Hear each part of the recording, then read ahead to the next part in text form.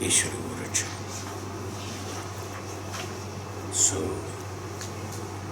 Bhagavan says, Tejo Vava Abhyo Bhuya Teja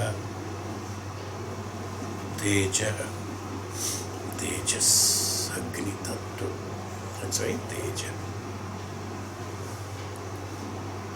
Teja is Tejas. That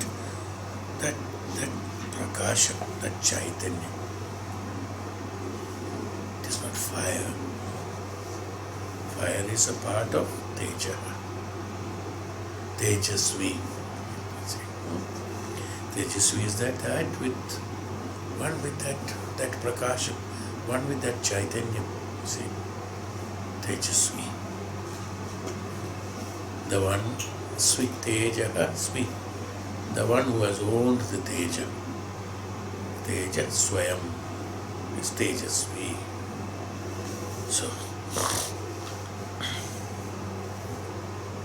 So everywhere you will find.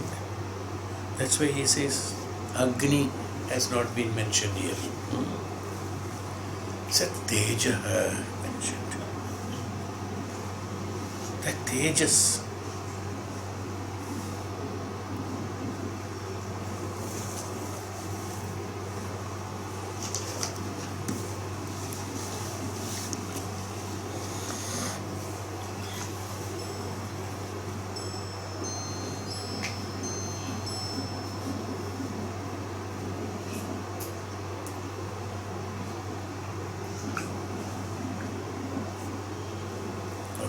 Everything is a parinamam of the Tejas. Everything is a result of the Tejas. Parinamam means that it is not a result. Actually, parinamam, even though there is a meaning called result, it's not a straightforward result. Parinamam. It is the end result, we can say. Parinamam is the end result. It's not a result of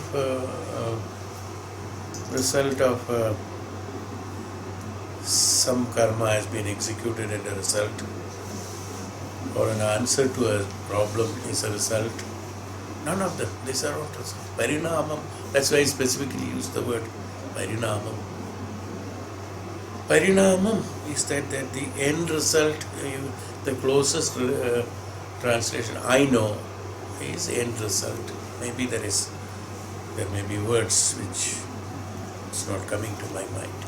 But the closest meaning that I can now tell you is end result, parinamam. That means parinamam has got another meaning in Sanskrit, is that from where another result cannot be derived. That's why it is known as end result. That's why I said I can only tell you end result. From parinamam, can I derive another result? It's not possible. Whereas 2 plus 2 is equal to 4, can I derive another result? Yes. 3 plus 1 is also 4, I can say. You see, you are deriving another result. You understood what is a parinamam now? From a result where you cannot derive any more results is parinamam. In the same way, sukshmata, when we are going from the gross to the subtle, the parinamam, what has happened, it's the stages of parinamam, where you cannot derive anything more beyond that.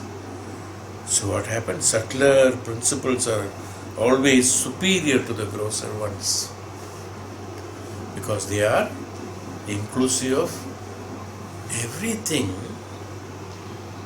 which is the parinama of many other things. You see, which is the parinama of many other things, is why the subtler ones are superior to the grosser ones. From Agni Tattva, Jala Tattva can be derived. But after having attained the absolute of Jala Tattva is absorbed into the Agni Tattva. So from that which is already absorbed into the Agni Tattva, from that Jala Tattva, which is the Parinama of everything, you cannot derive any more results. When it at last comes to, it has no other escape other than going into the Agni Tattva. It's automatic process. It's not that it is going intentionally or it has to be dragged intentionally. It has to go into it, is Parinama. So everything happens, you remember, I told that. Everything happens. Same way, when the so many activities of the Jala Tattva takes place in various manners like thirst, this, that, ice, water, water content in the body, water content in the world, water in the ocean, this, that, lots of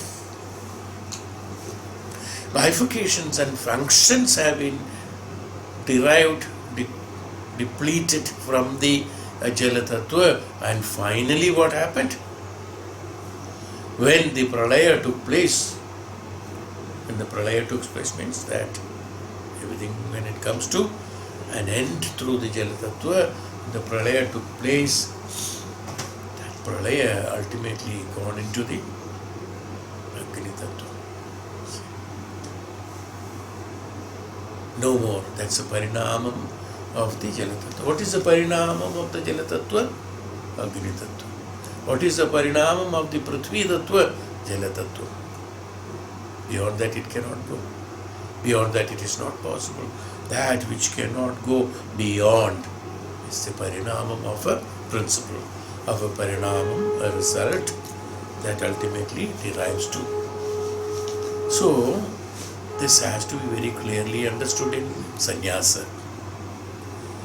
In every stage of sannyasa, in every stage of brahmacharyatva, in every stage of sannyasa, one has to reach a stage of parinamam of one or other. Then only we will not come back. That's why not sliding back.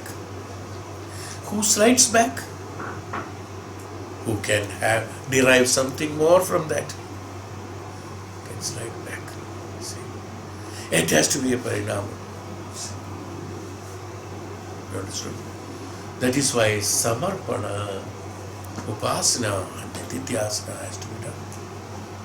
When a disciple does the samarpana, what is the parinamam of the disciple? Disciple is position. It's a position. What is the parinama of the disciple? An upasak. What is the parinama of upasak? A nidityasak. What is the parinama of nidityasak? A guru. That's a parinama. It's not changing. It cannot come back from that. There cannot be a sliding back. That's why when a stage takes place, from the fifth layer above, no coming back. Why? It has reached a particular kind of stage. Like Jala Tattva entered into the Agni Tattva. No more Jala Tattva prevalent. Where is the Jala Tattva gone? It has gone into Agni Tattva. Is it existing? Yes, it is existing. Can I see it? No, I cannot see it. Is it existing? Yes, it is existing. Can I see it? I am repeating. Can I see it? I cannot see it. Can I feel it? I cannot feel it. In the heat, I cannot feel the jala. And how do I know that there is Jala Tattva in Agni Tattva?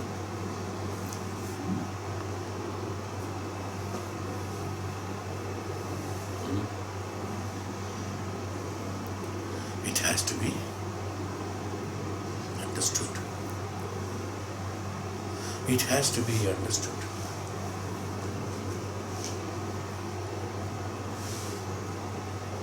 How do you know there is tomorrow? How do you know there is tomorrow?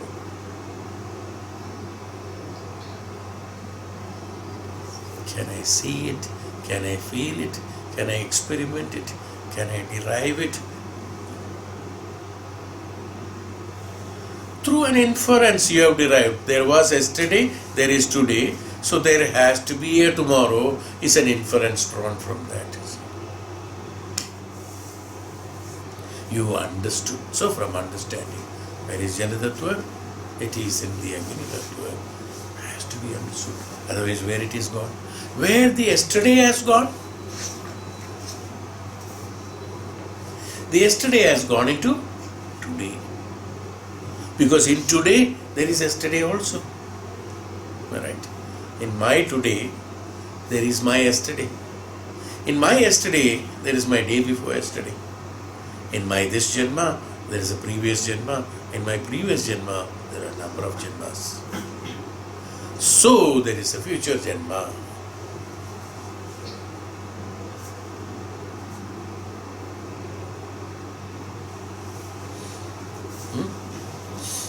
Tejo Vavaha. Tejaha, that Tejas, that principle of that Chaitanya, that principle of that Teja, that power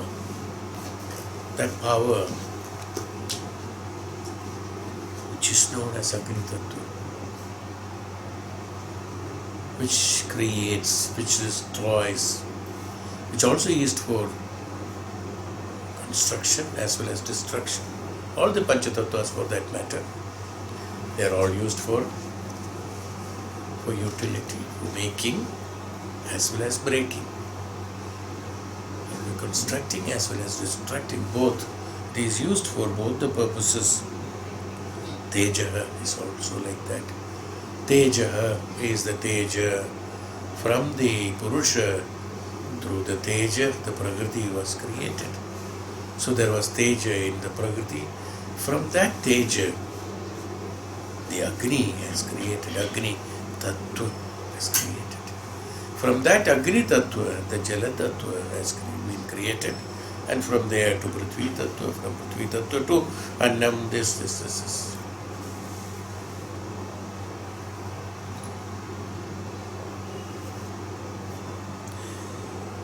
So Sanat, great saint Sanat Kumara,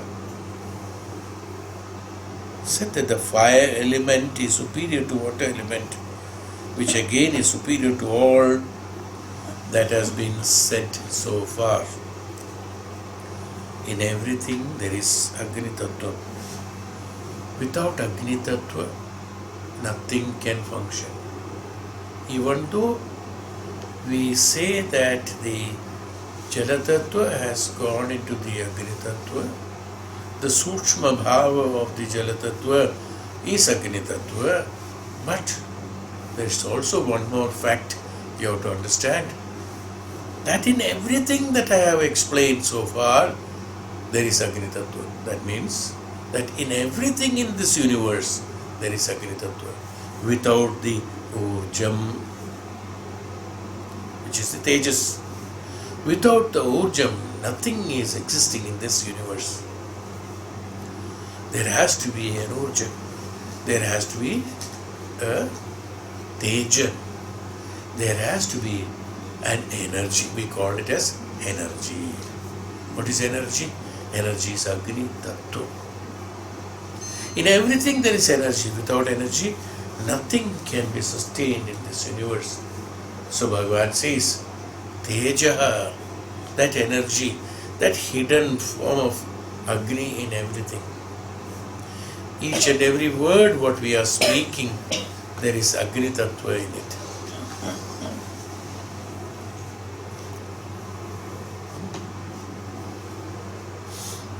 In our colloquial language also, we use so many times these words, but we are not conscious about it. There was a heated argument between two persons. When you put a thermometer, can you measure the heated argument? What is that heated argument? You see, the urja sthiti between the discussion has been increased in that beyond that is necessary for a normal vartalabha, for a normal vangmaya, for a normal talk, there is a particular urja required, particular energy required. When that energy is misused for utilizing to talk, which is known as the heated argument, it is not necessary actually.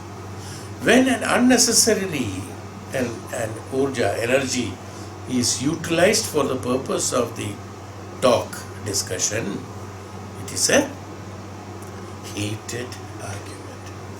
Argument itself is unnecessary. Argument itself is unnecessary, and then it's a heated argument. That's why a heated talk has not been told. Swamiji is giving a heated pravachan. No, not. Even though he must be speaking very well. A heated pravachan has not been told. Only here, a heated argument has been told. Am I right? Where an unnecessary urja has been spent for unwanted purposes, the heat. In colloquial language, what is that? Urja. Agni Tattva has been unnecessarily utilized more than the necessity is why a heated argument. Up to an argument, still it can be sustained, but a heated argument is not at all accepted because it is high. So heated argument should not be there. Is why Teja, in Teja is that. The Tejasvi, you cannot look at his eyes because there is Tejas in him. Beyond the capacity of the perceiving capacity of the eyes, the Tejas is there. It is why it's known as Tejasvi. When Jnanam goes very high, when the Chaitanya in him goes very high, it is not possible to see. Is why generally you will find in televisions and others, when the God is to be appeared, there is a light coming first, then appearance of a form comes. It's absolutely right. Even though it's an imaginary world which is created, which is absolutely right. Initially what happens? The Teja, because Teja is not perceivable by the normal eyes, it is not possible. So initially a person who has not understood the Ishvara Tattva, he can see only the Tejas, that's all, which cannot be recognized in any form and shape. And a person who identifies later in the same Tejas, a form and shape can be identified. It's a principle of light coming, then suddenly, or the smoke and light comes, and then an appearance. It's a representation of that. It's very, when you compare with this explanation, it's very true. That's how the presentation is done like that. Not that, some other way. There's a light coming. That's why everywhere we said for Jnanam, light. Because Tejas, Agni Tattva. The height of why Agni Tattva in Jnanam? Why not Jala Tattva represented as Jnanam? Why only Prakasham is Jnanam? Why Prakasham is Ishvara Tattva? Why Prakasham is that? Why light represented? Light has been given a lot of importance based on the Agni Tattva. Why? Because Agni Tattva is the first one which has come from the Purusha. Agni Tattva is that one which is there in everything. If one realizes the Agni Tattva and one can transform himself into the Agni Tattva, he automatically gets into the Chaitanyam of the Mahaprabhu. Only Agni Tattva have the direct pravesha, direct entry to the highest form. There's a direct entry. So Agni Tattva has been given great importance. That's why Jnana Prakasham, they said. Jnana Prakasham. Everything is compared with Prakasha is because our Agni Tattva is very important. In order to do an evaporation, if there is Agni, evaporation directly is without any conversion, it can be directly evaporated. Anything can be evaporated with Agni. Right? No other medium is required at that point of time. Everything can be burnt into ashes and evaporated into, taken out. There can be no residue in that. So Prakasham, Jnanam. Jnanam is that? A Prakasham which doesn't have a residue is why Jnana Prakasham. Agni. Agni Tattva. In Jnanam, what is there? There is no residue. Residue means what? Which is unwanted. So in Agni Tattva, there is nothing there which is unwanted. Is why Jnanam has been represented as Prakasham. Ishvara Tattva has been represented as Prakasham. No? Everything has been converted into Prakasham. So Prakasha or the Agni Tattva has got great importance in the process of the sannyasa. It is through that Agni Tattva we meditate. It is through Agni Tattva we live, survive. It is through Agni Tattva everything is happening, starting from eating and digesting and what not. Everything has got that Vaishwanaram. Aham Vaishwanaram Bhutva. Let me transform myself into Aham Vaishwanaram Bhutva. Let me transform myself into Agni Tattva.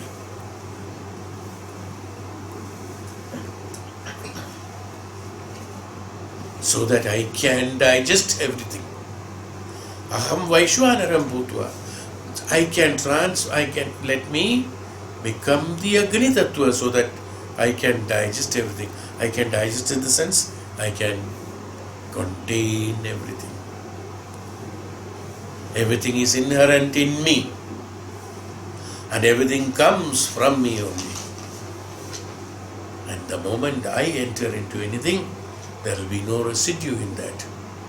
His form and shape will be totally transformed into mine, is what Agni Tattva said. I will not leave any residue of the identity of that object in that. Finished. Once I enter into it. His importance of me is said Agni Tattva. Nothing will remain balanced when I invade.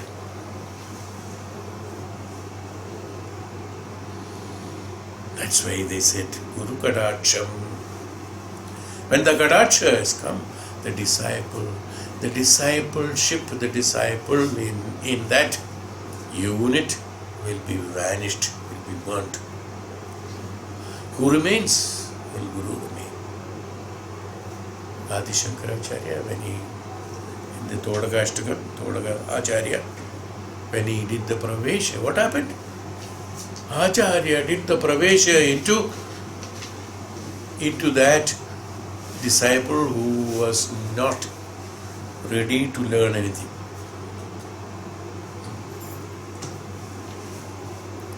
But who was absolute innocent, absolute bhakt, who is a great disciple.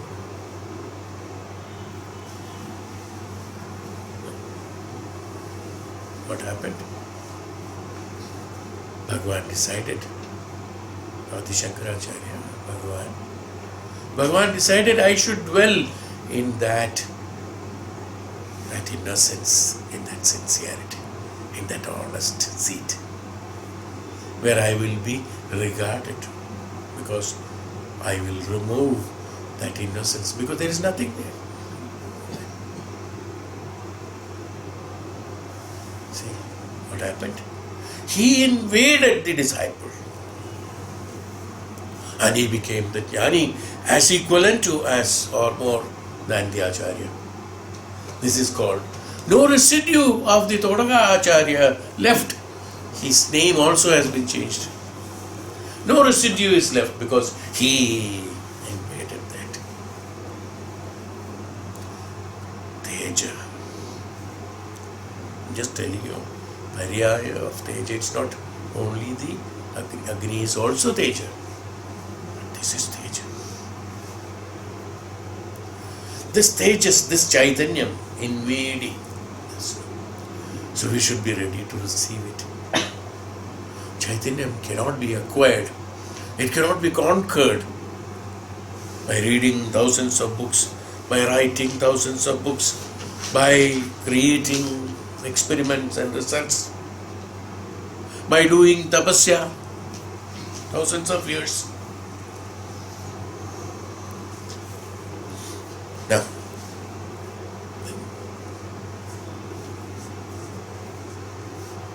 be that seat for the Chaitanyam to be prevalent in you. Automatically, you are ready to dilute yourself. When you have something, you are not ready to dilute yourself. The dissolution process, I remember a number of times I repeat this sentence. The dissolution process has to take place. There has to be flexibility.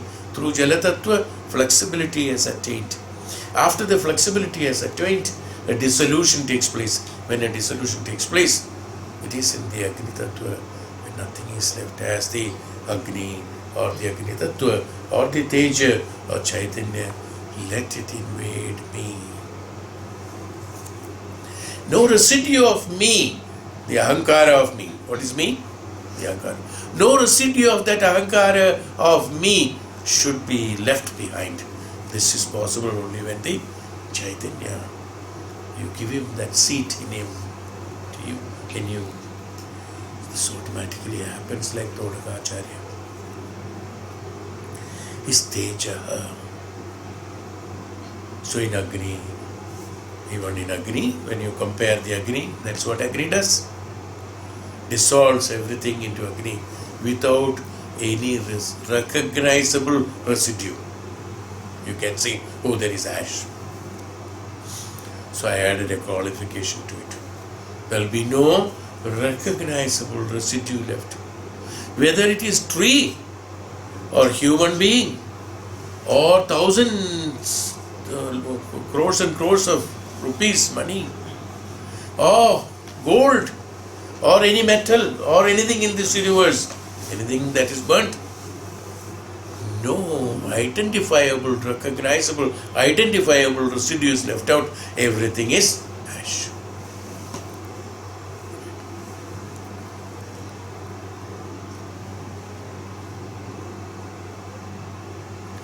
When the identity is not there, Nirahankaro bhavati.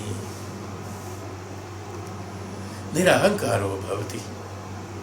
When the recognition, identity, when the identity is not there, Nirahankaro. That's why it is known as Vibhuti. The name Vibhuti is what? Nirahankaratvam is Vibhuti. My Vibhuti should be that.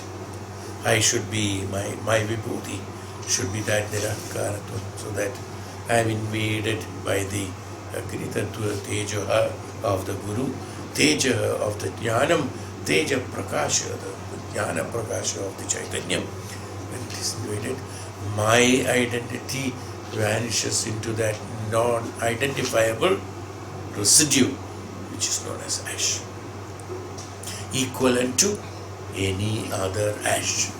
Is there any difference? No difference. A firewood or a dog's ash and a human ash can be Pandit's ash, dog's ash. Is there any difference? All are Vibhuti. Is there any quality in that? Difference in quality in that? Everything is Vibhuti. Vibhutaha. That's why Vibhuti should be the Abhushnam. The Nirahankaratam should be our Abhushnam, our qualification. The Nirahankaratam, that's why Vibhuti. Representation of the Vibhuti. That's why. Okay, so Tejaha, hey, Devrishi. Whatever I have explained you till now, starting from Namo Upasana, name, speech, Vang, Manaha, will, memory, contemplation, understanding, strength, food, water.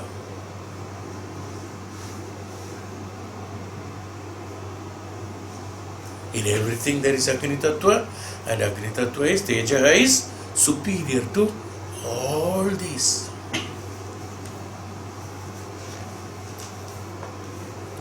Therefore it is the heat, it is the energy, it is the Agni, it is the Teja, which is a function of fire. Can dry up air, create such atmosphere, a warmth in the whole space.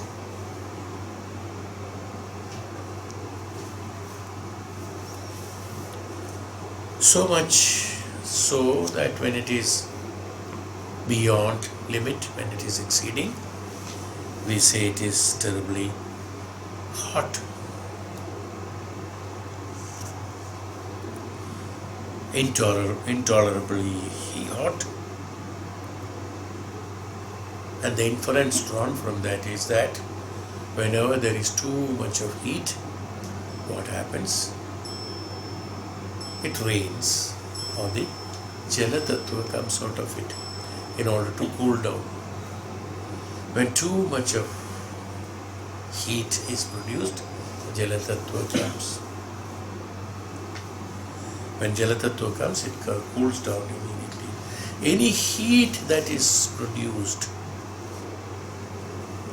every Jala Tattva that is produced in every field of activity in the universe is because of the highest form of the heat, highest form of the Agni Tattva in it.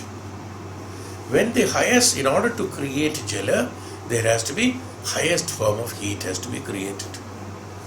You will find that when you are too much hot, then you sweat. Yeah.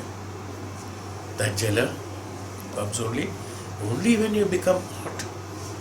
So in everything you will find like this, that whenever the heat is increased, then only the Jala is produced. When the heat is increased in the stomach, when there is no annam, the heat is increased, Agni Tattva is increased. When Agni Tattva is increased, the hunger, we call it as hunger, increased. When the hunger increases, then only the digestive juices from the system comes out. Otherwise it will not come. There has to be hunger, then only you should eat, they say. If you don't eat, what happens? These digestive juices will not come. Digestion will be slow. Why slow?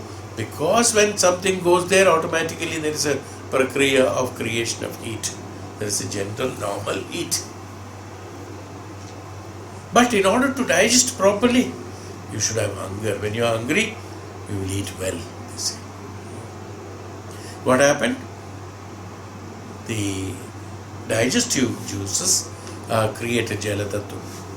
Like this, in every prakriya you see in the life, it is only through the heat the Jala Tattva is created. Then only the creation could be done. Through Jala Tattva only the creation could be done. Why? Jala Tattva is required from the Agni Tattva. Agni Tattva has created the high form of the Agni so that the creation can be done from the Jala Tattva. So from Agni Tattva, the Jala came, from the Jala, the creation came. Every creation is through Jala Tattva, and every Jalam has come through the heat. So Bhagavan says, we infer that it is going to rain.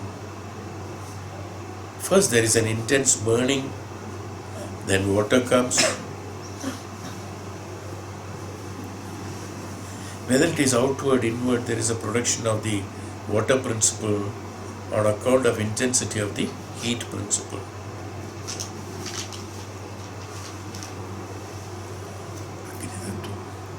Even in our thought, there should be Tishnata, we say. See, everywhere, some different names.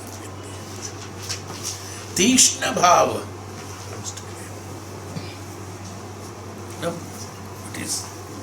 What is Tishna Bhava? Tishnata has to be there.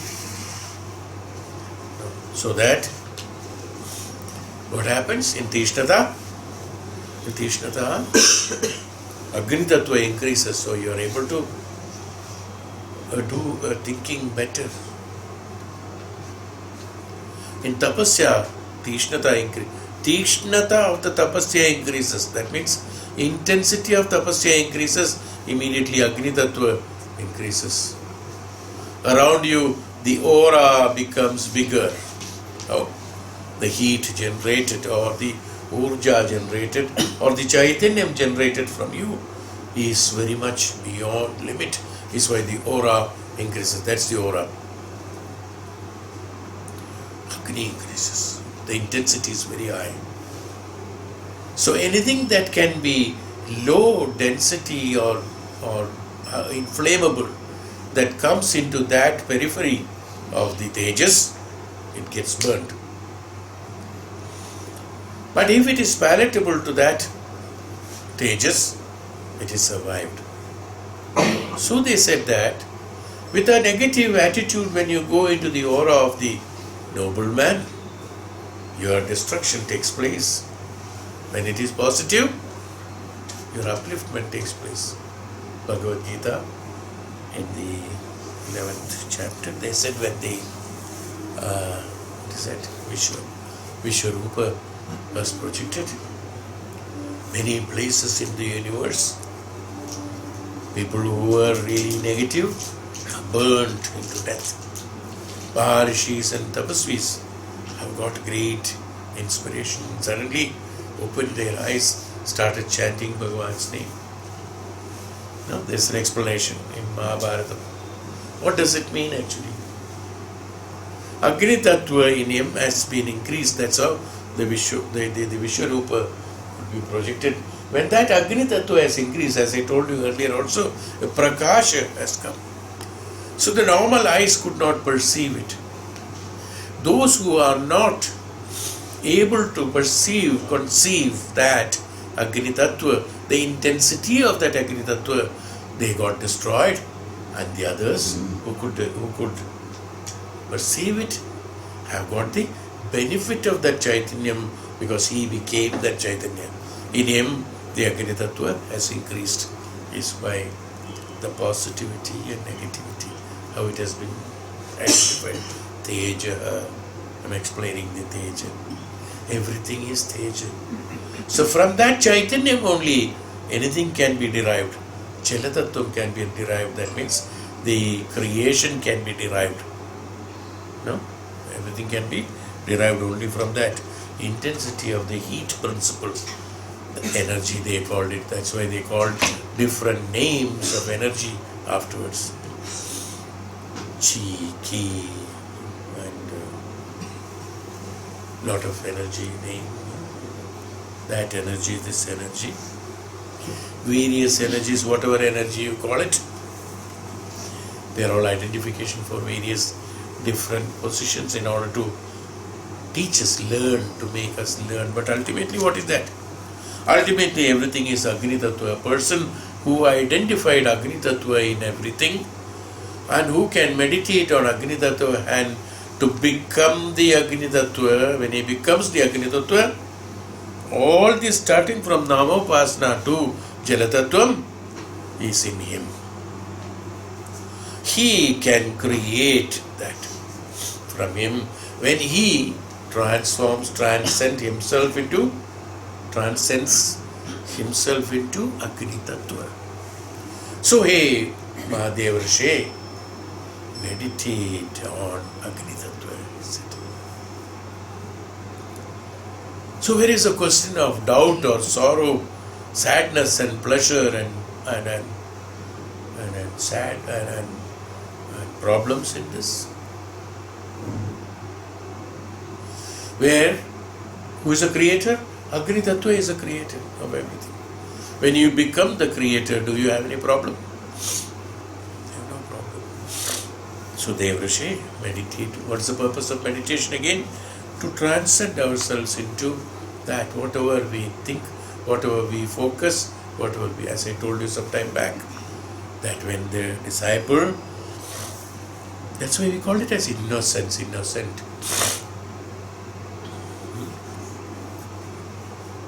In that innocence, that means where there is no other senses prevailing. In no sense. Not that he is nonsense or no, he is not, doesn't have sense. He is in no sense. Innocence. It's my derivation. Maybe the others may not accept my explanation, but it's okay. For this situation, this is okay.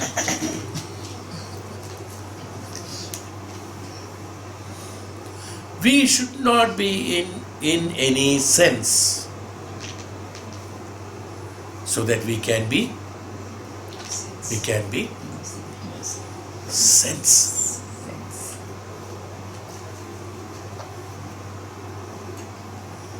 All other can be in me, but I need not be in any. Everything can be in the Agni Tattva, but I need not be there. Whenever I want, I will be there. When I want to increase the intensity, I will be there. Aham Vaishwaranam.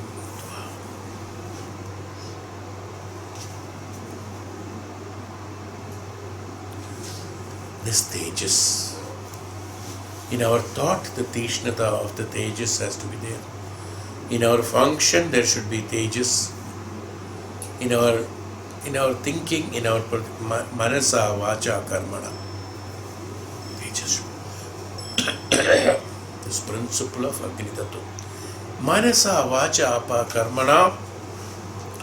If I acquire, derive through tapasya, the Agni Tattva, what happens? In all the fields,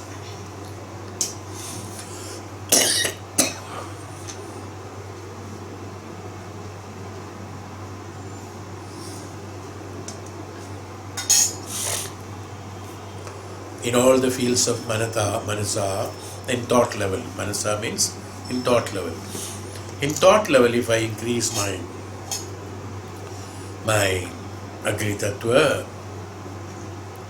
what happens? The thoughts which are not necessary for me, the thoughts which are not right, will get burnt and become the vibhuti. Tishnata in our thinking should be there. What is that? Tishnata should be there. The factuals. How does this creation of unwanted things comes? That which are creating turbulence, creating agitation to the mind. Again, when we go back, those desires, attachment, attractions, which are creating hallucinations, imaginations. We function on imagination. If I got that, I'll be happy. If I become that, I'll be that. If I do this, I will. If is our biggest problem. And even though if is undefinable and nobody can prove it, nobody can define it, if is undefinable, since even though it is undefinable, our total life is completely dependent on that independent. That if I can do that, I will be like this. If I do this, I will become like that. Is the basis that we are functioning. So what happens? That if has to be burnt through the Agni Tattva, and I will become this, should be the residue, is it not? That if residue should be vibhuti, that should not be applicable. So what happened? A firmness, what I am trying to tell you, a firm righteous thought. A firm righteous thought is not created in the mind, is why manasa, vacha, karmana, I said, Agni Tattva has to be provided to it. So in manasa, Agni Tattva has to be increased. How? By jnanam, by kadacha, by diksha, By tapasya, by upasana, nididhyasana, through these processes what happened? Our pattern of thinking will change.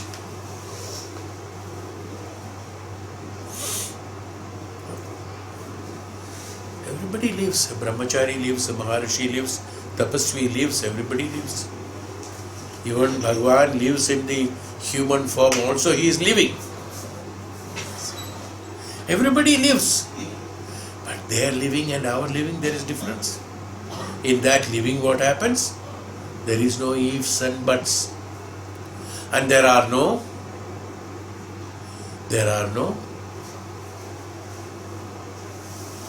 matter that which is not palatable to the Agni Tattva. High Agni Tattva is prevalent in their thought form.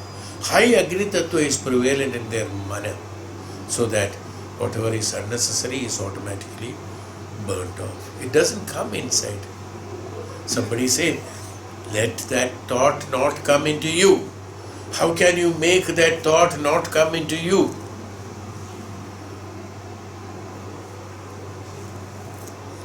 Provide a ring of fire around you.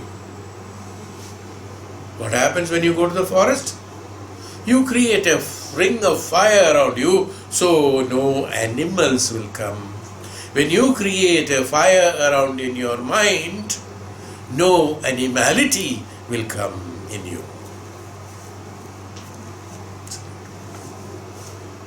Right?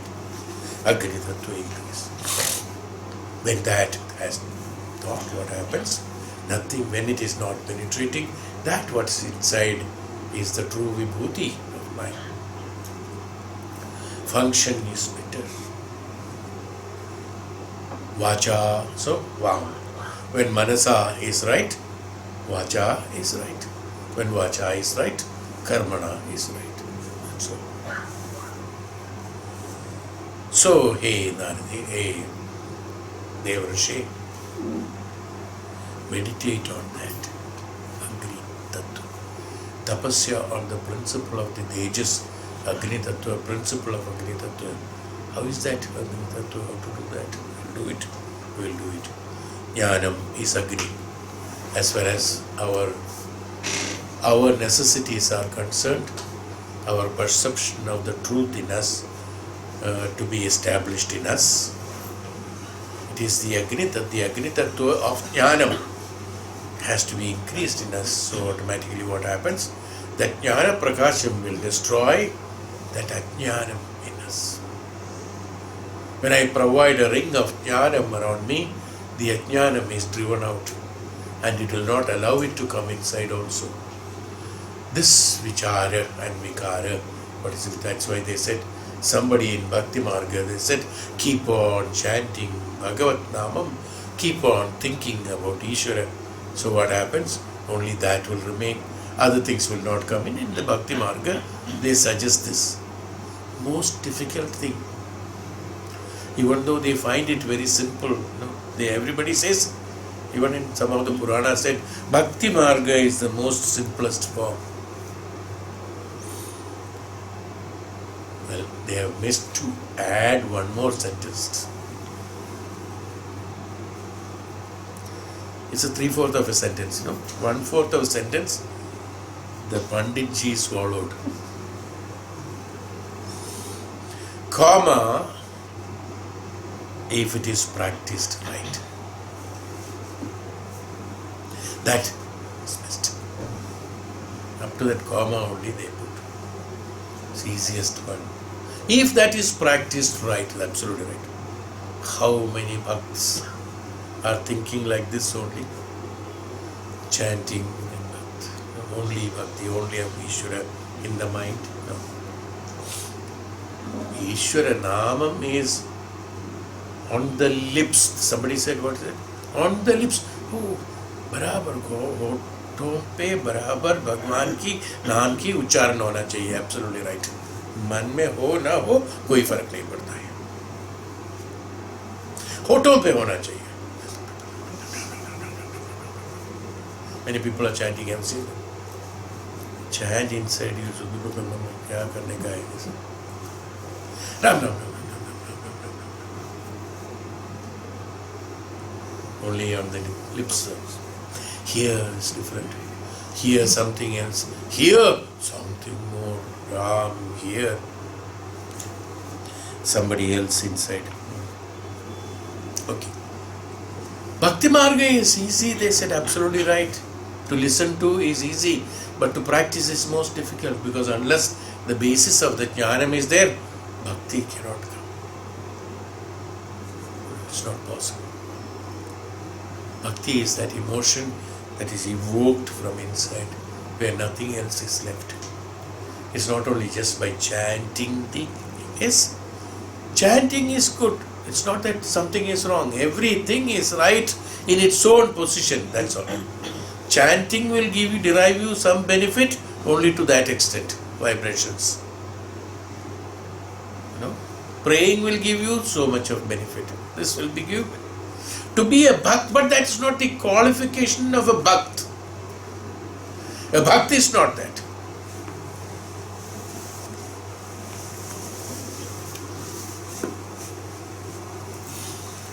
I think I have already explained about the bhakti long back when we did Narada Bhakti Sutra or something like that.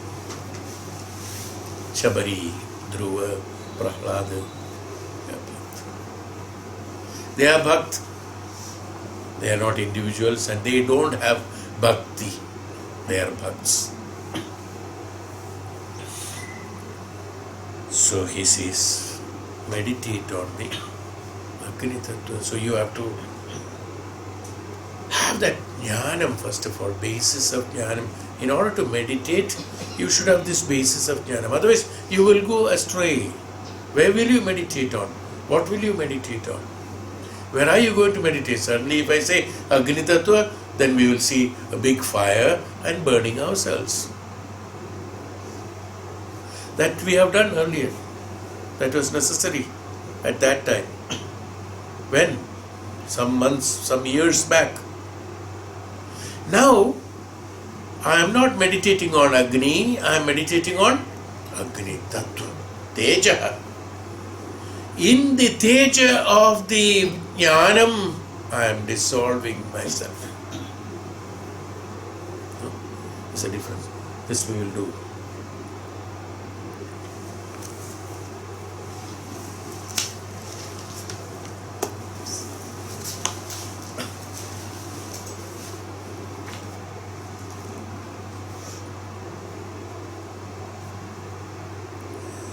This will be a very important meditation. After we finish this tattvas, then we will start these meditations. Then only we will perceive it. So that's why I am explaining all this. At that time, it is not the fire that is engulfing you. You dissolving into that teja. That's why I said, what is teja? Tejas, that chaitanyam, that prakasham, that jnanam. You see, that's why I told you. In that we should dissolve. Then it becomes the light. Not the agni. That prakasham. This is the meditation, okay? In short. Well, in detail we will do it later. So during pralaya, what happens? During pralaya, the dissolution of the universe takes place, and the universe, when only it goes into the Agni Tattva. Agni Tattva is carried away by the wind. The wind puts the fire off and goes into the Akasha, and Akasha Tattva remains. And Bhagavan says, there where the expansive, uncontrollable, unlimited area which is known as space, we go into it from Agni Tattva. So Mahadev Rishi Narada says, after I dissolve myself in the Agni of that Chaitanyam, Agni of that Jnanam, Agni of that Prakasham, Hey Parabrahman, Hey Bhagavan, is there anything? Is there anything? subtler than this. Will you please instruct me? Sanat Kumara says, hey Devrishi, definitely there is something subtler than the Agni Tattva also. He's never stopping. Huh? What is that? You must have understood by now. Akasho Bhava. Bhagavan says, Akasam. What is Akasam?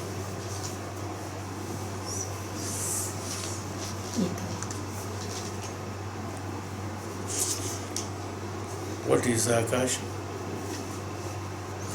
Akasho Bhava Tejaso Bhuyanakasho Akashe Vai Surya Chandra Chandramasa Ubhau Within Nakshatranyagni Dhakara Shena Kanyatkaram Anarena Shrunotya Akashena Pratishrunot Pak Prakashe Smata Akashena Smata Akashe Jayata Akasham Abhijayata Akasham Upasati. So Akasha is important than the space, greater than the Agni Tattva. Now what is this Akasha? What is Akasha?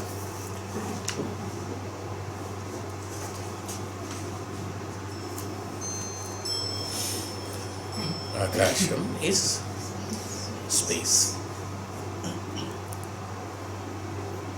Akasha is space. If there is no space, none of these can be accommodated. There has to be, let it be Jala Tattva, Agni Tattva, Vayu Tattva, any Tattva, Prakriti. For everything there space is necessary. Akasha is that space. The meaning of Akasha is that it's not the sky, what we see up.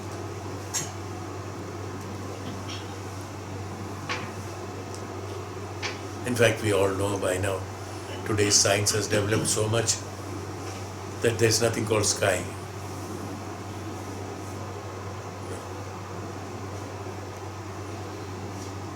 Everything is suspended in this space. We say suspended. This is not suspended. It's not suspended. It is there, that's all. So it's suspended. The word suspended cannot be used. It is there. Everything has got a magnetic field. If it is suspended means from something it has to be suspended. Hanging a balloon, suspending the balloon, suspending the ball, suspending somebody.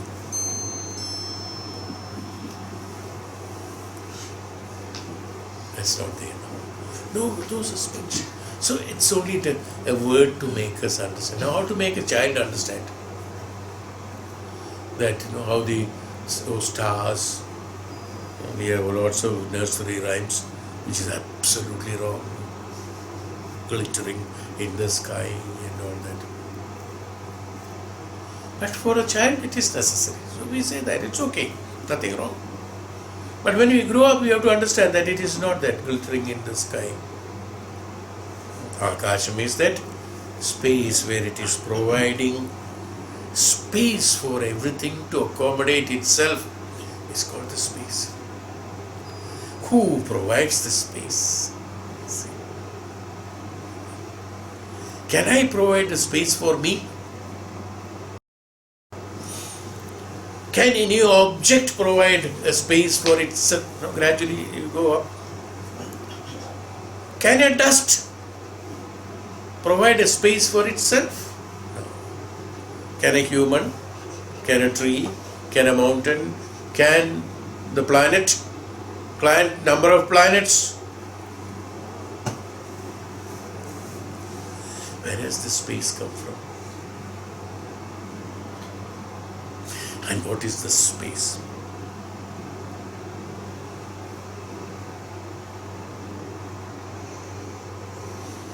It is the primary element that is necessary for the existence of anyone.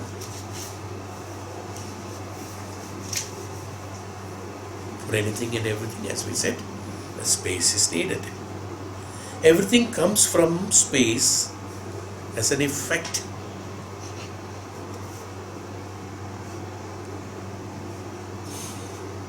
So do you say that space is the cause? Space is not the cause. But everything comes from the space as an effect. That means the cause is something else. Why I said that? Because here only effect is mentioned. So don't derive that the space is the cause. Space is a facility for the effect. Space is a facility for the effect. It is not the cause.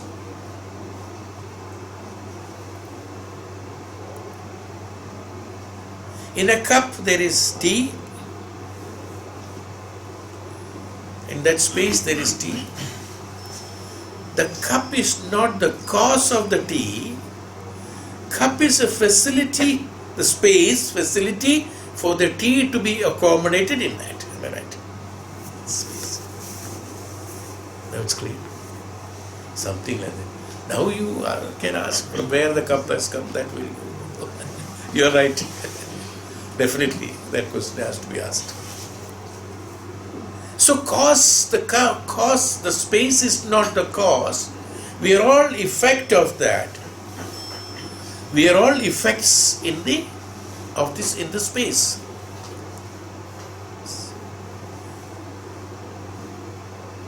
So everything comes from the space as an effect.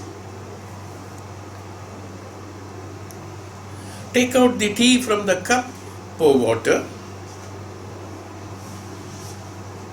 Space contains water. After the water is drained out, put something else. It contains that. Understand? So, space provides the effect to be accommodated in it. For what? For that effect to experience. So, for an effect to experience, there has to be a space. So the space is that where the effect can be object or effect, we call it as an object. Here it is effect. The effect or the object can be experienced. In other words, for any experience that is necessary for an object to be executed for the purpose of the karmas and karma phalas, a space is necessary. Is what we call the Akasha. Akasam. Sun and moon, stars, lightning, and what not, everything is in the atmosphere on account of the presence of the space. We hear things on account of space. The hearing happens when there is space is there. Seeing happens, see. So anything that happens is through space. Echoes are produced on account of space. Because there is a space, there is an echo. You produce a voice. The voice again reflects back. Both have got space. An action and a reaction. A karma and a karma phala. See, we have to gradually go into that. In order to execute a karma, there should be a space. In order to gain the result of the karma phala, there should be a space. To do a karma, to have a karma phala, both should have space. So when the space is there, then only you can execute a karma. When the space is there, then only you can take a birth in order to execute a karma. When the space is there, then only you can eliminate a karma bala. When the space is there, then only you can experience a karma bala. All everything. So what is experiencing? Actually, experiencing is that through a space I travel. When I execute a karma, so I experience a karma phala in that space. In order to achieve no karma phala, what should I do?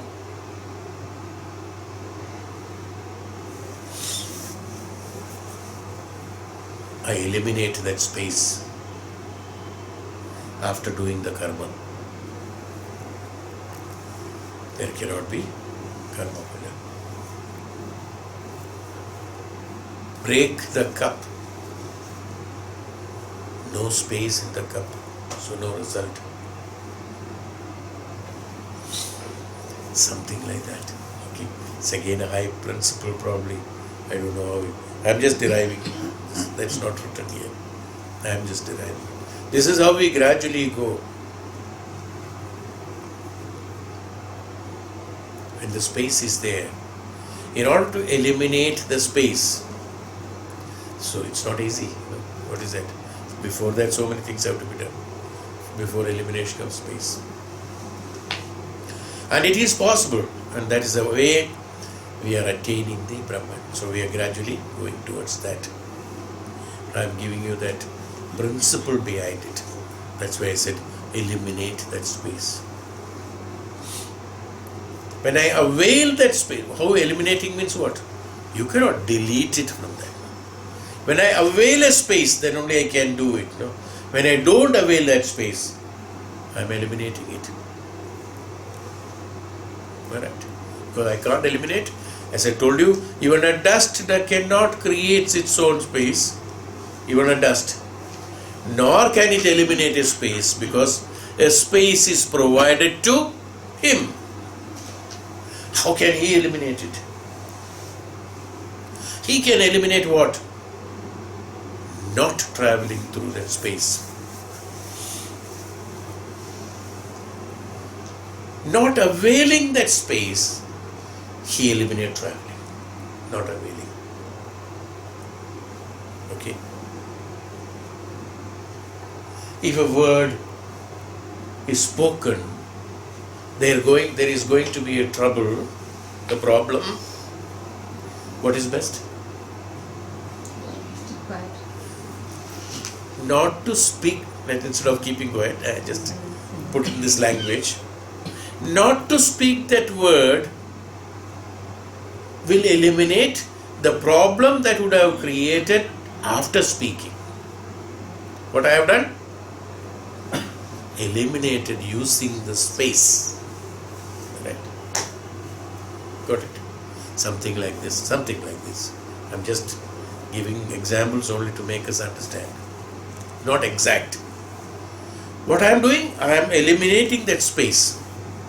How did I eliminate the space? This is how sannyasa takes place.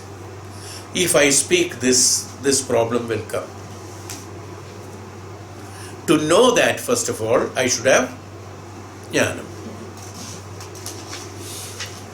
When I have jnanam, agni tattva in me, jnanam in me, prakasham in me, I should utilize the space that is given to me for expanding this jnanam, by which I avoid utilizing, speaking a word which can create a calamity. Identifying this, what happens? That space which is available for me for creating calamity, I will utilize that space for expansive to that jnanam. So space is not eliminated. No, I am not eliminating the space. I I'm utilizing the space. If at all you want to utilize the space, utilize it for improving upon your jnanam. So through meditation, you increase your jnanam. How do you increase your jnanam? That this word should not be spoken. I'm just telling an example. This word should not be spoken, because if I speak this word, I will have a space with all the calamities. Okay. So I said that utilize this space for the jnana. How do you utilize this for jnana? Is the next point. How to do it? It's like a problem, solving the algebra problem, geometrical problem, the algebraic problem. Each and everything from long equation to small. So I am deriving that. How to do that? Having known that the cause of the calamity that can come in that space is my utility of this word. So it is the calamity is not responsible. It is my word that is responsible. So I have derived the calamity in my space. I have derived the calamity first, then I derive the word to create the calamity. This is how it should be. It's not language. It should be understood this. I have expected the result first. I wanted a calamity. That space I have created. Then I have created the word to create that calamity, to inflate that calamity. So at jnani, when it happens, in tapasya, what he does, we have to do this tapasya. When in tapasya, when he does that, through the jnanam, I realized that the space provided to me, I have utilized the calamity, and to create the calamity, I have to utilize this word. Having known this, now what happened? Having known this, I dissolve the word. That means I dissolve. This becomes a vibhuti. I increase my Agni Tattva, tapasya, in that my portion of vichara is dissolved into vibhuti, where the word has been dissolved. So automatically the karma, phala, calamity has been automatically dissolved. When the dissolved means what? When I have dissolved the word and when I have dissolved the calamity, what happened? This space is filled with jnana. I have occupied it with jnana, is it not?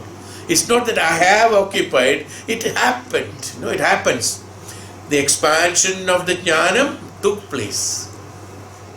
When I eliminated these cause and effect, is the principle where Bhagavan said, Akarmani karmano bhavati. You remember? I told you in the chapter. What is the karma? Akarma. Do the karma. Akarmani karmano bhavanti.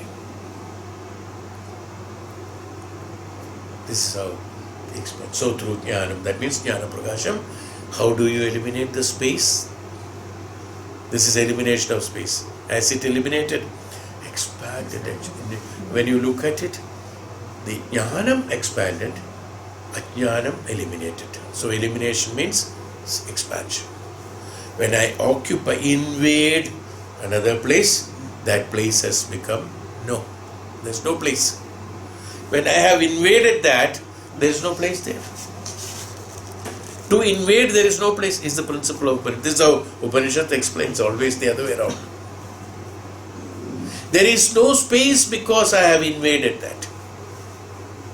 Have I not invaded that, that space will be there, always haunting me with vak and the calamity.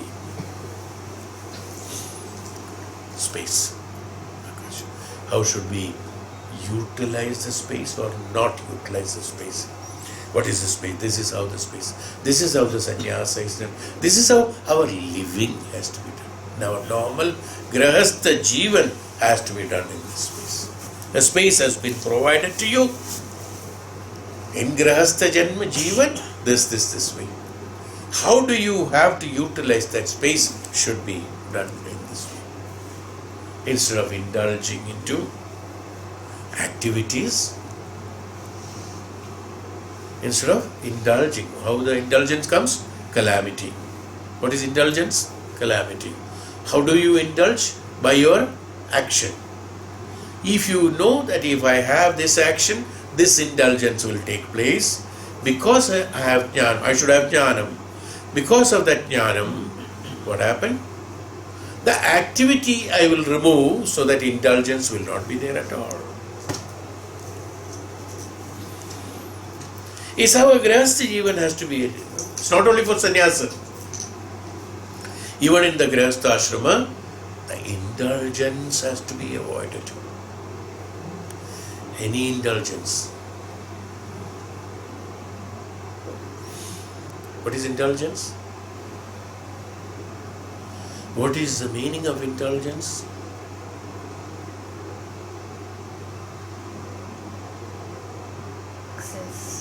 Participating into a common subject or a common problem which is already existing. You are indulging into something, is it not? That something is already there. So you indulge yourself into that. How do you indulge yourself into that? By an action.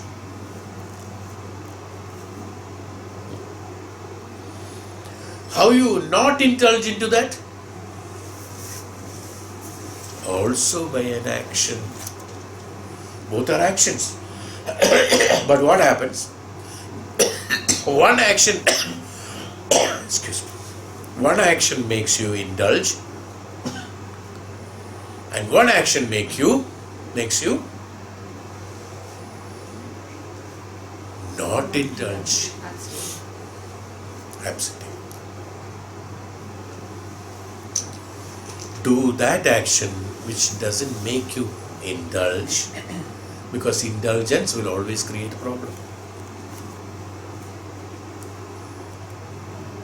Not that you should not participate in living, no. Indulgence is a word.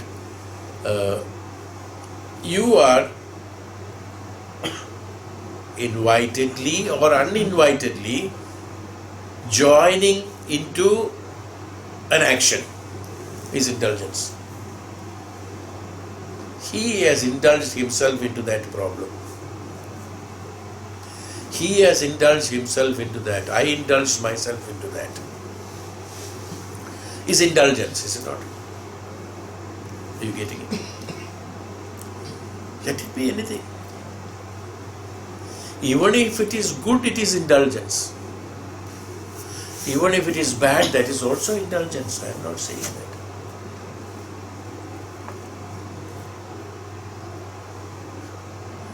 This is for the sannyasa again.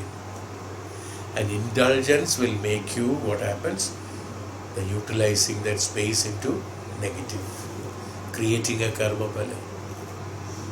When you go deeper, even in the good things, what we are doing is indulgence. What we call as good things. What do we say? Good things and bad things. Is not. Who said good and bad? You said. On what basis? Based on your indulgence. Based on your result of the indulgence. You said it is good and bad. No. So again, well, this will be difficult for normal people to understand this principle.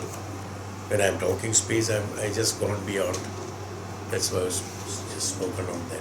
But ultimately, that's the truth. That indulgence have to be avoided. That means your attachment. Again, the word again you put it in a different way. Your attachment and attraction has to be avoided. The attachment and indulgence is what? Attachment. Attachment and attraction is that.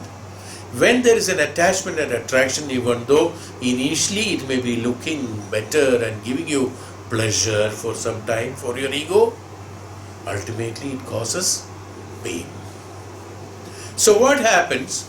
Both of them Both of them are can happen only when there is space. That means when a pleasure as well as a pain can also happen in your life only when there is space. So he said, why did I say? He said one sentence, that is why I had to explain all this. Our pleasures and pains are also due to the presence of space, is what he said. How the pleasures and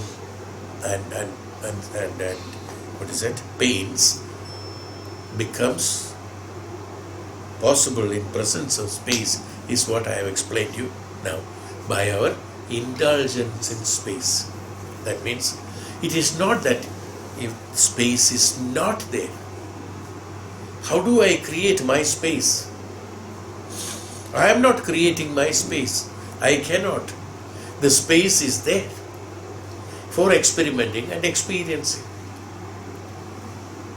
But what happens? When you enlarge yourself, you occupy that space. Please. It's meditation again. Huh? These are tattvas. You have to understand it very carefully. Otherwise you won't get it nowhere. When something expands, what happens? It fills the space. No? When it fills the space, is there something in the space? Nothing. Except you, nothing will be there. Now you're getting it? What I'm trying to tell you. So you have to fill yourself in the space. Ultimately, this is ultimate, sannyasa. In order to do that, what happened? This is called, then what happened now? The whole space is only you. Where is the space gone? Space is gone. Have you eliminated the space? No. Then what happened? What did you do? You filled the space by you. Even otherwise, you are filling the space with so many things. Instead of you are filling with so many things, you fill the space only with you, so many things cannot get filled up there. My walk created the calamity, so I knowingly that I eliminated the walk, so walk and calamity both have disappeared. And what happened? It doesn't remain a vacuum. I invaded that space because I have expanded. How? I knew it is my walk that is creating the problem, so my expansion of my knowledge have occupied that space. So indulgence is not there. Had I done the walk wrong, then the calamity would arise, is called indulgence into calamity. Clear? So a deep subject, no one has to experience it, otherwise it will not feel that. It's called filling the space. So for everything space is required. So what he means by this, that our pleasures and pains, it's not a simple sentence. This requires a lot of explanation. I had been talking only on this sentence for so long. He said our pleasures and pains are also due to presence of space.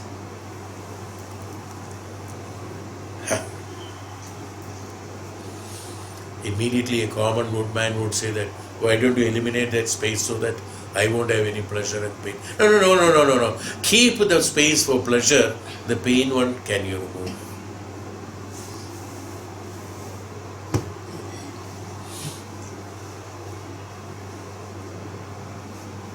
There are two different names for the same reaction. Karma bhala.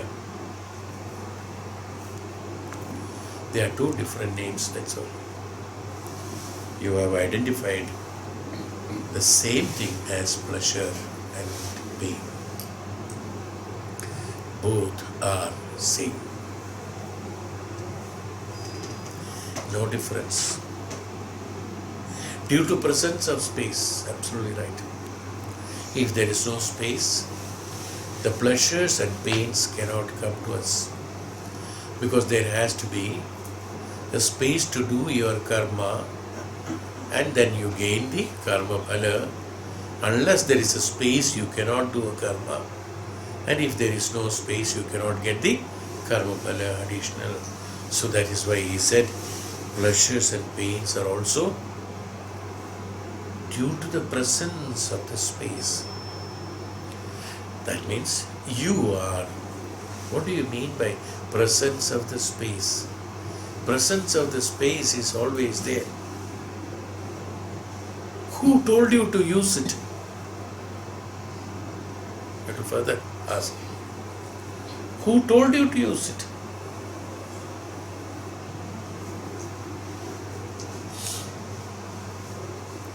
There's a busy road normally. In the night, that road is empty. No traffic. Let me walk in the middle of the road. From somewhere, one fellow has bought a Porsche, paying so much of money. He cannot normally drive it in this busy town. So poor fellow, he woke up himself after consuming few alcohol drops so that he can keep himself awake. Then he took out that Porsche and then started driving at a high speed. He also thought, so free is the time I can drive in the middle of the road. And then another person, I also walking, so free. Now, rest I don't have to tell.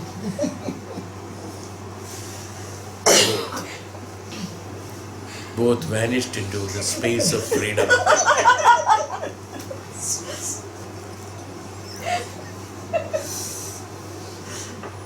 Who told you to use the space? Is what I am asking. You see, that means there are restrictions to use the space. Now, how to use the space? Space is there. Doesn't mean. So our pleasures and pains are also like that. Bhagavan said, there would be no object at all if there were no spaces. And if there are no objects, there would be no reactions. From our side, in respect of objects, there will be no objective experience. We will not identify an object if there is a space. In fact, we are projecting the object in a space. Ultimately, we will come to that. Even though today, now I am saying it's an object and subject. If there is no space, there will not be an object. What is that space where an object is there? It is a space created by you to project it as an object. It as an object is why the object is there. This is how. When I explained to you about the subject and the object, elimination of subject or dissolution of the object into subject, what happens? In the space where you have projected the object, because of the jnanam, you made the subject expansive, expanded, object is engulfed in that. And the whole area is filled with the subject. Is it a subject? Now there is no subject, no object. Again in the space. I know it's a bit, people who won't understand, or generally it may be a little dragging subject. Maybe a bit boring.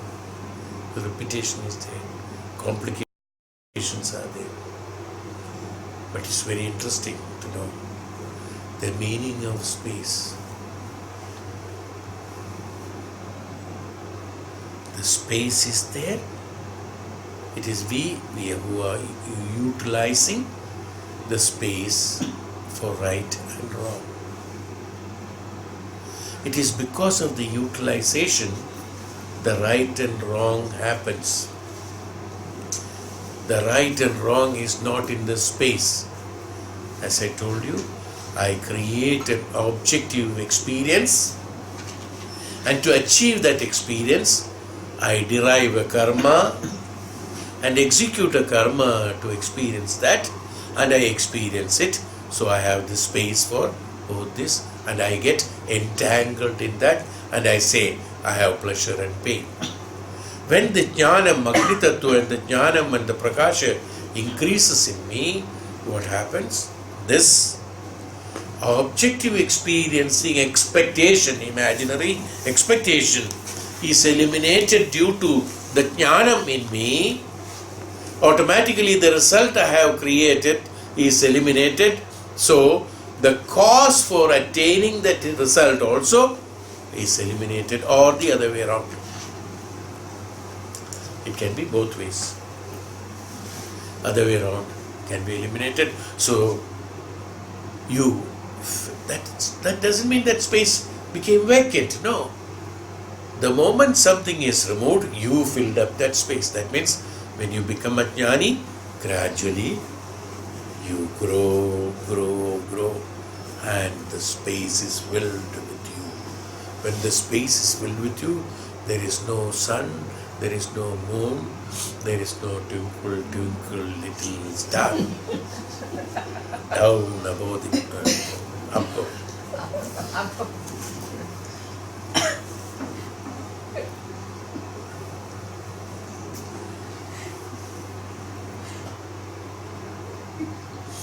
So he said that there will be no reaction from the side of respect of the objects. Then there will be no experience at all, either of pleasure and pain. Absolutely right.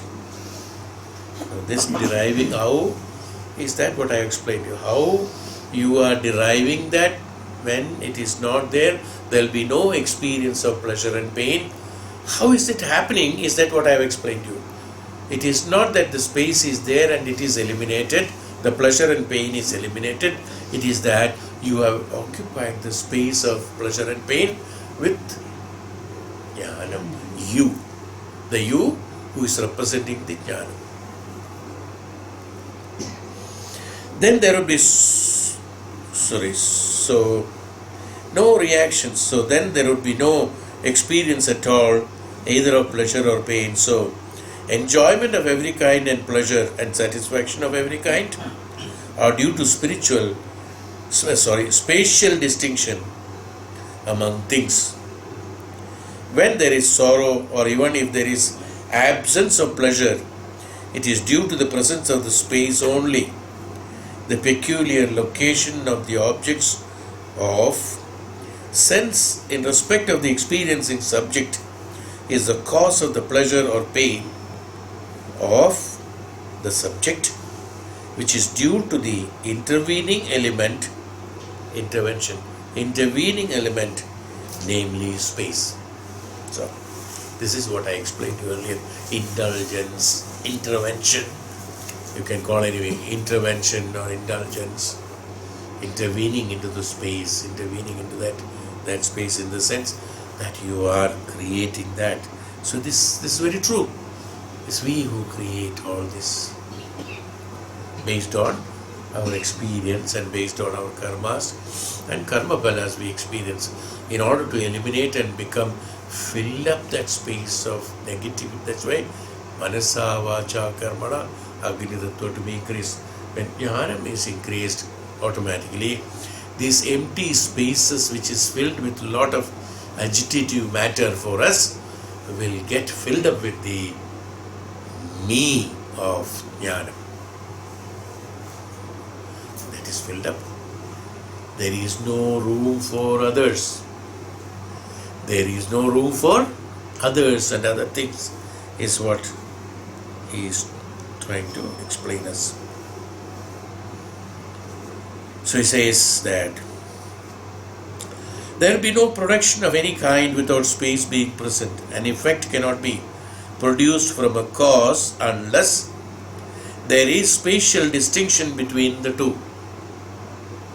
Even if there is a cause, in order to have an effect, as I told you, space in the cup, tea in the cup, that's all. There has to be cause to take effect, there has to be space. Cause alone is not enough. Cause plus space will create the effect in the space. Right? Now, either I have to remove. So what happens? We work for the effect. What do you want? You want tea, is it not? In the cup. You want tea in the cup is why you have prepared tea and poured the tea into the cup. What is the tea in the cup? Is that what is the expectation of you, which is known as effect.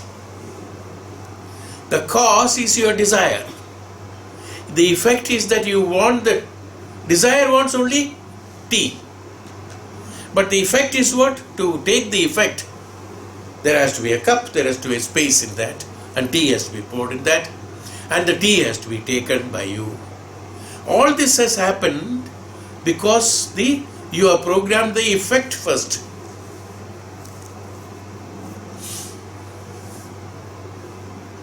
When because of my jnanam, I don't want tea, what happened? I don't need tea for my survival. When the jnanam has become expansive, what happened? All the cause has been removed.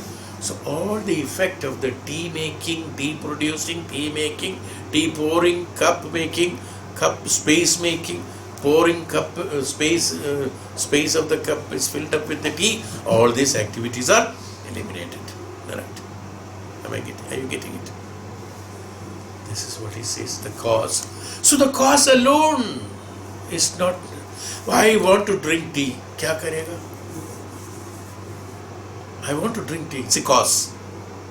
Cause is created. Unless there is space, an effect cannot take place.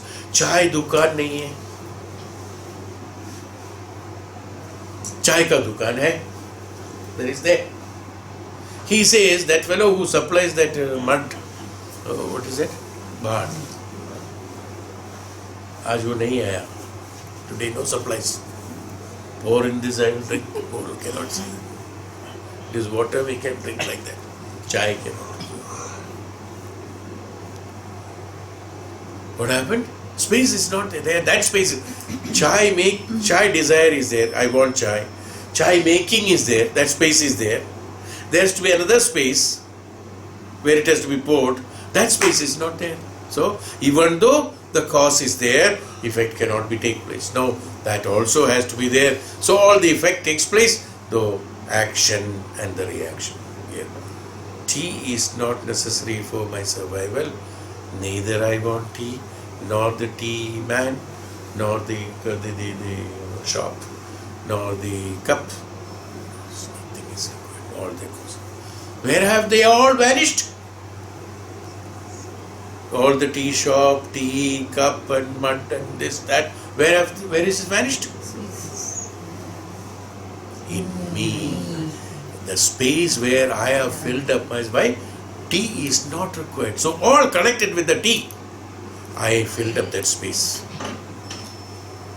Alright? You're getting it?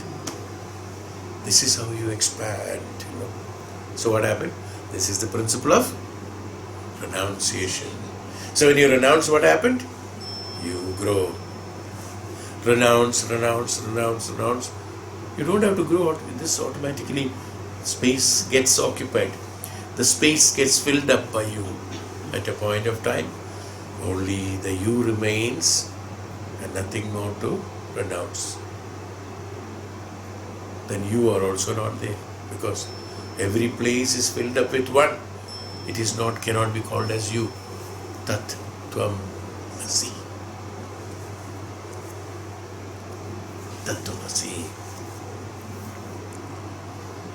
An effect cannot be produced from the cause unless there is spatial distinction between the two. That's what I've explained you now. Even the presence of space. Akashe jayate, Akasham abhijayate. We know what Akasha or space is. The more we speak about it, the less should be a type of definition of it. It is so important, it is perhaps the last conceivable object available to us in this world.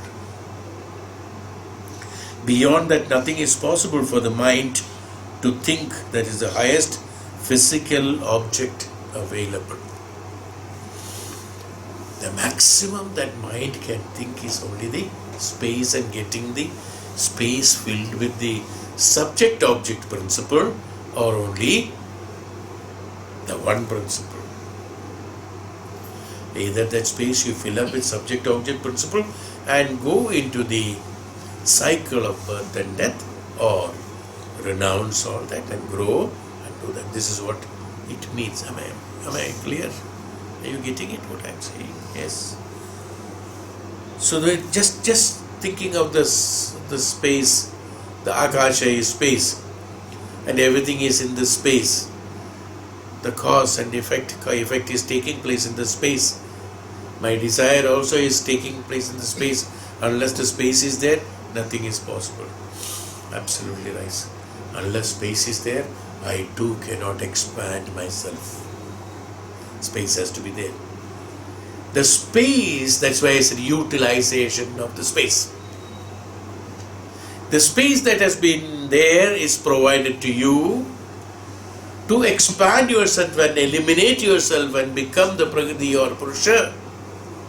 You are utilizing that space for you to have entanglement in the Maya of the pleasure and pain. The space is same. That's why they say, unless these are not eliminated. So, naiti, neti. I'm just connecting to the principles. Unless the principle of neti is applied here, iti cannot be applied. Unless remove neti. No. I cannot expand myself. I cannot fill up the whole. I am the universe. Aham Vaishwanara Bhutva. I am the Agni. I am the universe. Vishwarupam. In order to have that Vishwarupam, this is an objective principle. This you can understand. Your mind. You can also visualize. You can also do meditation on that. You can think it's an objective principle. So he says that is why Maharshi just explained, even though it's nothing called objective, as I explained earlier, this is the highest physical object available. Again, physical. Sky is not there, we said. Akasha is not there. Here we said physical object, because I am seeing a shape and form. Sky, space. I am seeing something. No, that's a shape and form. That's why he said the physical object. Now beyond this, you cannot see anything and meditate on beyond this. Is what Bhagavan says.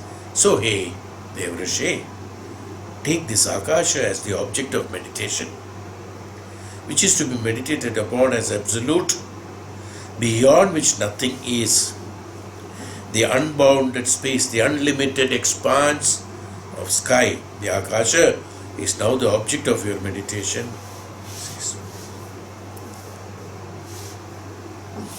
The space between you and me. The space between this and that. The space between the object. The space between the kalas. Kala, time, kala. This era, that era, today, tomorrow, that hour, this hour. There are space, is not? How can this be eliminated? The space between you and me can be eliminated by eliminating the you and me. The space is there. The space in between that has to be reduced. We said when the Om meditation is done, space between the Om Increase it, we say. The space between the Om, increase it. What happens? Increasing means what is that? What does it mean? This Om fills that space. Utilization of the space. So the differences have to be, in order to eliminating the differences, we say reducing the space between these two. How to eliminate the difference? Reduce the space between the two, we say. That's what in the Vyavaharika Jivan we say. In order to eliminate something, reduce the difference between the two. That means reduce the space between the two, so two becomes one. Put chai and water together, it becomes, the space between the water and the tea leaf has been reduced, so it has become tea. Is how we explain in the Vyavaharika Jivan. But in Adhyatmika Jivan or the Paramarthika, what is Paramarthika? In Paramarthika Jivan, the space remains. We are not reducing the space. How can you reduce the space? In Paramartha, what are you doing? In the same space, you are bringing this object towards this object, is it not? Are you reducing the space or making the object travel? Water you are bringing to the tea leaf. Paramartha is Paramarthika. I am not taking out, tea is here, water is here. Take this space out. Isn't that what I am doing? I am not doing that. I am bringing this to this. Is Paramarthika. But for that what we say? Reducing the space, we said. Okay. Term is right, reducing the space. When this has come together to this, the space in between that has reduced. I am not reducing the space reduced can be said. No usage. When the space is no more there, both have become one. The space means the differences in quality, the differences in characteristics. The Guru is different, disciple is different. So long the studies of disciple are still going on from the Guru. At a point of time, when the disciple becomes like a Guru, the space between Guru and disciple is not there. Because neither the disciple nor the Guru remains, both merged into the Brahman. Because that's the tattva. That's how the disciple, in Rishi Pipalada's discussions, the six disciples, the disciple initially said, Rishi is that, Pipalada.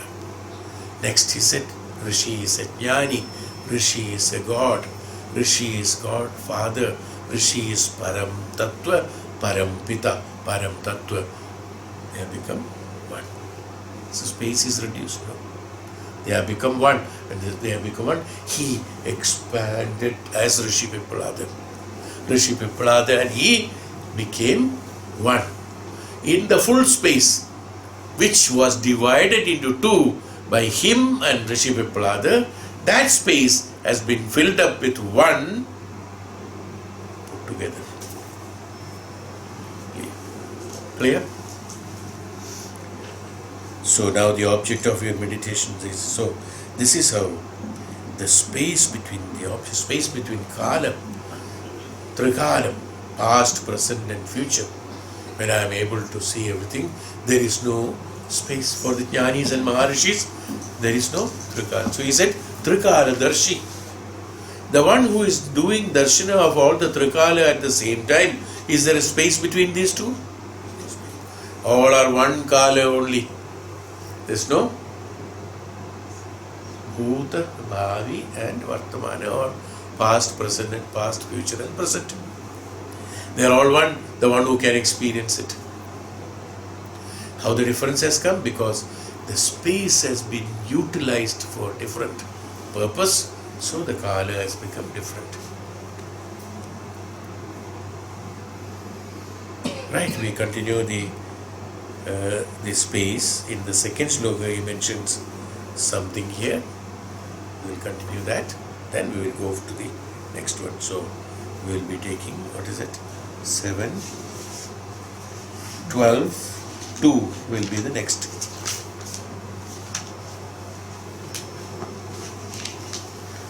You have to be very, very focus on this very clearly.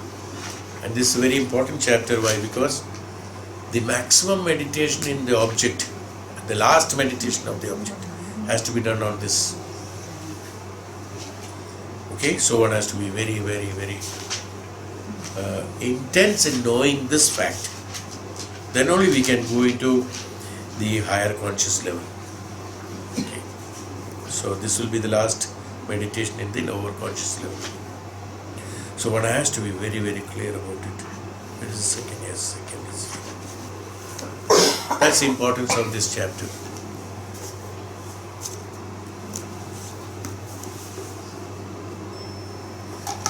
Oh.